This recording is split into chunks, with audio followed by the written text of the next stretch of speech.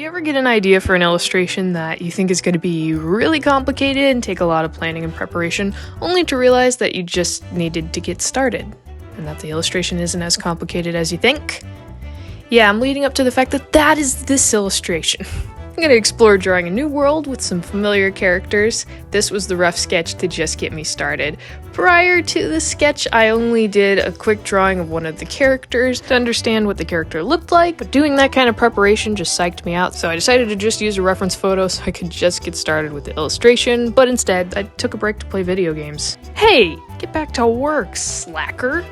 It's the Lily Factor! Ding! If you couldn't already tell from the blatantly placed action figures in that camera angle, I'm going to be drawing Sonic and Blaze. The idea for the illustration is that they'll be dancing tango to the song Midnight Owl from one of the games on the rooftops of Tropical Resort from another game. I guess technically none of this is actually accurate to the plot, but hey, creative liberty. And that's my vague explanation behind that. I don't want to ramble on too much about the actual franchise itself to explain this illustration, because I'd just be throwing around a bunch of terms and names that wouldn't really make any sense, especially if you're watching this and you have no idea who these characters are, what the games are about, or anything like that. After doing the first rough sketch, I started doing the second sketch over the rough sketch, because really the first rough sketch didn't have hardly any details fleshed out. It was mainly to figure out the placement, because the idea is that we have the two main characters dancing kind of in the front, and the other part I forgot to add is that one of the robotic villains from the game is kind of popping up on the building behind them, like it's ready to attack them, but they haven't quite realized that yet. My objective for the illustration was to give it a conceptual artwork look, that you're seeing a snapshot of a story about to unfold. You're seeing the two main characters in focus that have their own story going on, and then in the background you have this villain character arriving, and there's a story within that that's about to alter the tone of the story between the two characters in the foreground. It was part of the fun for me in making this illustration. There's something to be said about studying characters from existing franchises, because it's easier to understand what their personalities are, what their worlds are like, scenarios they can be in. You've already got the groundwork of what the characters are, so then you have the creative liberty of taking their story and approaching it in your own way. So it's not necessarily to make an illustration like this to go, ha, fan art, but it's more to study the characters as a whole and just have fun and learn things and apply it to my own storytelling with my own separate things. After getting the sketch in, I decided to not really refine a whole lot of things. I ended up just kind of blocking in the colors to the skip of my own beat. That's not a saying, is it? It's like the beat of my own drum, right?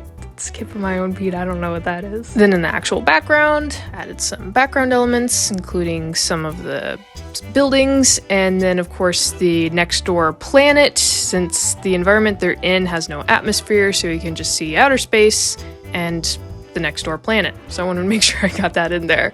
Then the rough color blocking was done, which honestly makes it look like a thumbnail for an illustration.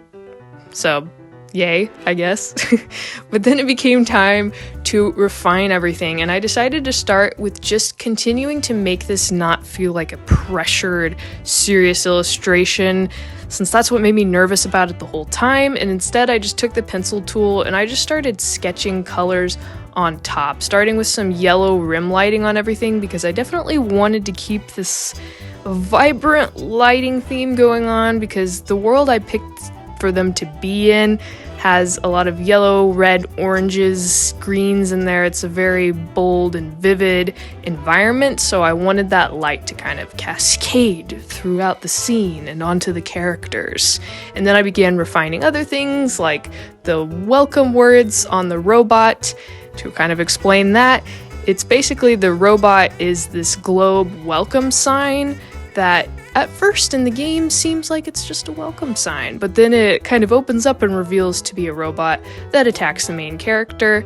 Hence why I threw that in there, because that's already a story in and of itself. It's gonna pop out, characters don't know it's a robot, and then there you go, it starts attacking. Then I got to starting to add some pink around the yellow rim light, because like I said, I wanted it to be vibrant, so I added some pink onto the old hedgehog. Once I got some of the rim lighting kind of blocked out, I decided to start adding some outlines to the characters to stay true to that original 2D art that they have. Wouldn't be the first time I've given Sonic red outlines, and you'll see what I mean in a upcoming video soon. Just you wait.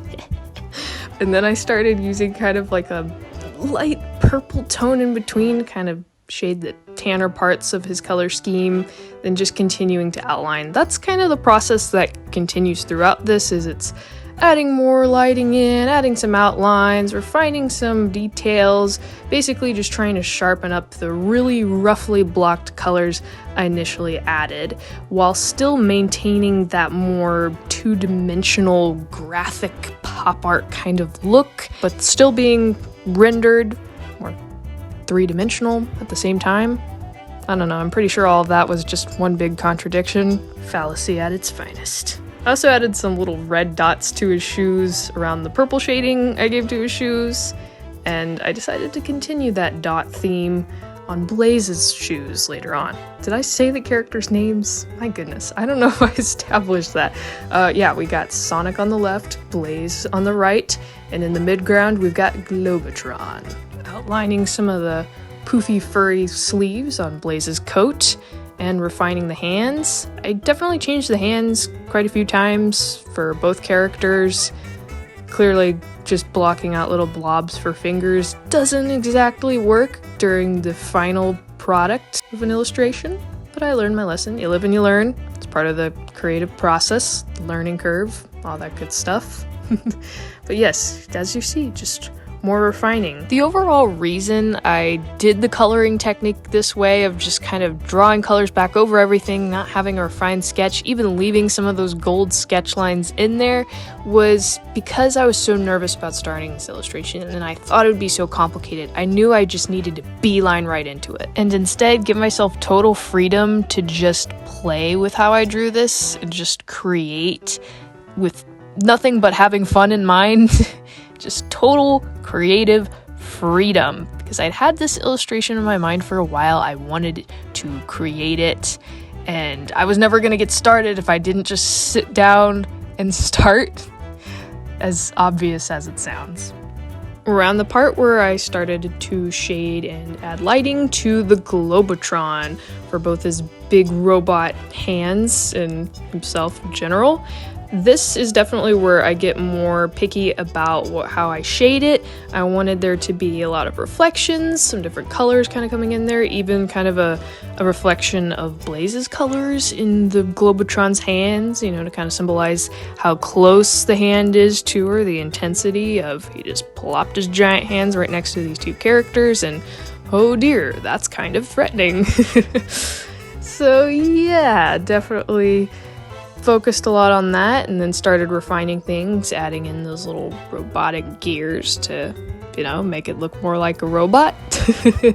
I realized as later on that I was following the concept art from the game, but not the actual final version of this character in the game. But it worked out because in the concept art he has the words welcome written on him, whereas in the game he doesn't, at least for one version of the game that I'm referring to. I have no idea about some of the other consoles. That's complicated, but anyway, but it worked out because having the welcome sign just kind of continues that story of he was once a welcome sign, but then became an angry robot. The end. For the game that the environment and the robot is from is Sonic Colors on the DS, and that game I'm pretty sure is one of the first times I was ever exposed to concept art, as you could unlock conceptual artwork for the game as part of the game and within the game. And I just remember being so awestruck seeing these environments and worlds from the game in art form. It would just blow my mind seeing these worlds that were these amusement parks set on different planets in outer space. I don't know, it's just a neat idea to me to see a theme park in space. That's pretty cool. We're now getting down to the nitty-gritty parts of just refining the background, adding in a palm tree, and then I love to draw a little diamondy texture on the border of a lot of my illustrations. You see me do that a lot, but the funny thing was I was adding this diamond border not just to, follow suit and be myself again, but is actually part of the environment that I was basing it off of. So as you can see here, see those little diamond pattern textures on the ground? That's what I was partially recreating. I mean, not to a T, but just trying to emulate it. Added some shadows, added some lighting, and then I'm adding in confetti around the environment because I noticed in the concept art for Tropical Resort, there was confetti, so I added it. Gave it a motion blur, and then I slightly blurred some of the Globotron to give him that out of focus look. Added a little bit of shading, some more shading to the characters by adding like a dark purple over them, lightening the opacity, and then erasing accordingly. Added some more light on top. It's that final refining of the lighting, the shadows, the texture, the focus between the characters, all that good stuff. And then finally, lastly, added some light orbs around everything, and then it was finished. I'd like to thank you all for coming along this process, exploring a new world, creating and sharing the story behind it. I'd like to thank you all for watching, and may God bless you in your life and your art.